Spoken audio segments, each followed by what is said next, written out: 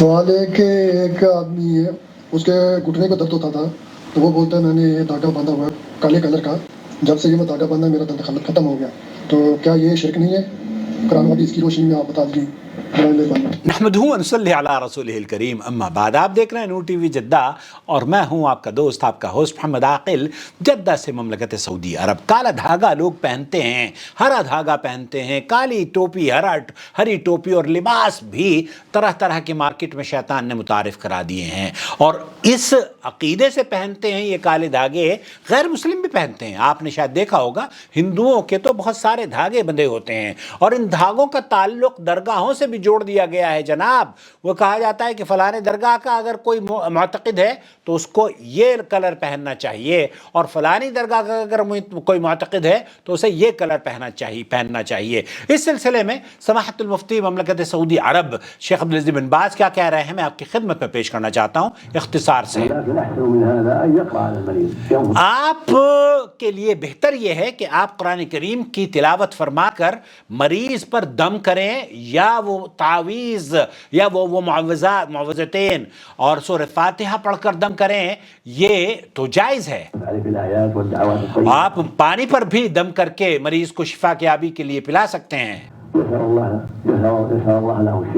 ہم اس کے لیے شفا یابی کی دعا کرتے ہیں۔ هذا احسن۔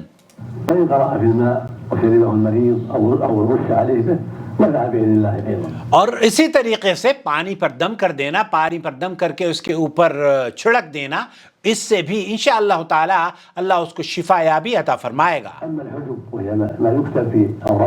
اور وہ باتیں جو کہ اوراق پر لکھ کر لٹکائی جاتی ہیں، قرآن کریم کی آیات اور گنتیاں پڑھی جاتی ہیں،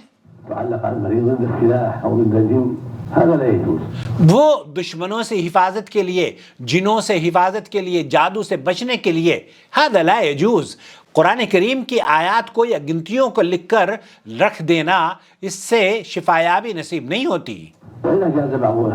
بہت سے اہل علم نے اس کو اجازت دیا ہے، لیکن یہ درست موقف نہیں ہے، یہ ضعیف روایت ہے، قول ضعیف۔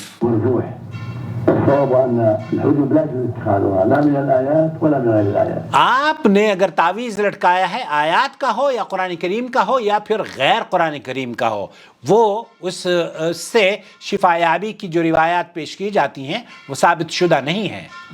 أما من غير الآيات كالعظام والوجع والطلاسم والأسماء المجهولة هذه لا تجوز بذلك۔ یہ تمام باتیں ہمارے یہاں تو صرف دھاگے کی پوچھے جا رہا ہے نا، کالا دھاگا، کالا دھاگا کیا، ہمارے یہاں تو لکڑی اور پتھر اور جناب ہڈیاں اور دھاگے اور تعویذ، بلکہ مولانا شرف علی صاحب تھانوی نے تو ایک ایسا تعویذ بنایا تھا، دائرے والا تعویذ، اس کے بارے میں مشہور یہ کر دیا تھا کہ یہ جب تک کہ جسم پر لگا رہتا ہے، جسم سے روح پرواز نہیں کرتی۔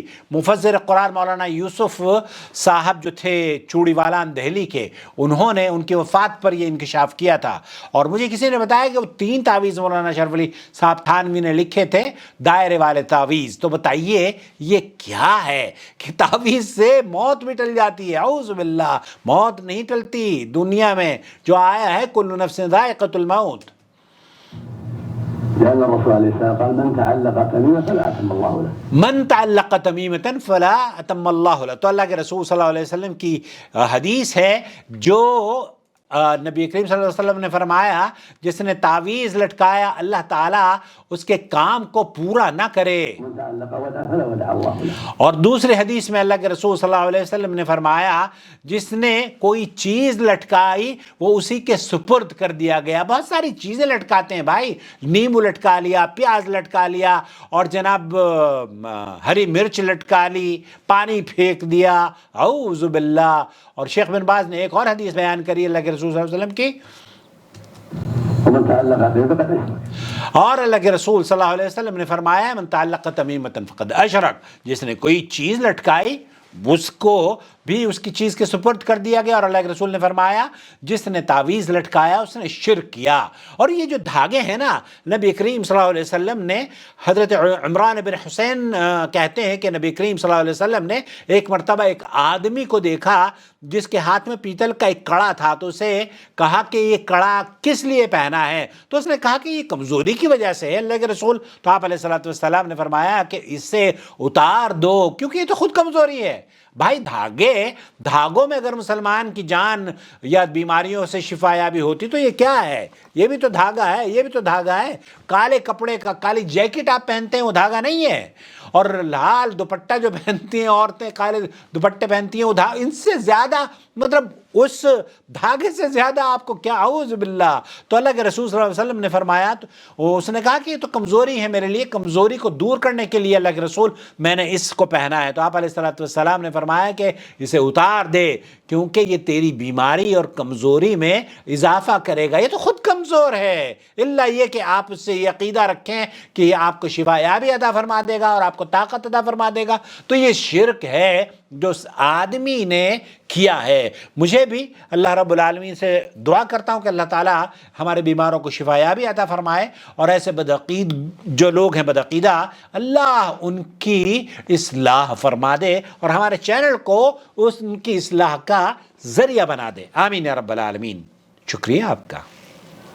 وما أرسلنا من قبلك إلا رجالا نوحي إليهم فاسألوا أهل الذكر إن كنتم لا تعلمون بالبينات والزبر وأنزلنا إليك الذكر لتبين للناس ما نزل إليهم ولعلهم يتفكرون أفأمن الذين مكروا السيئات أن يخسف الله بهم الأرض أو يأتيهم العذاب من حيث لا يشعرون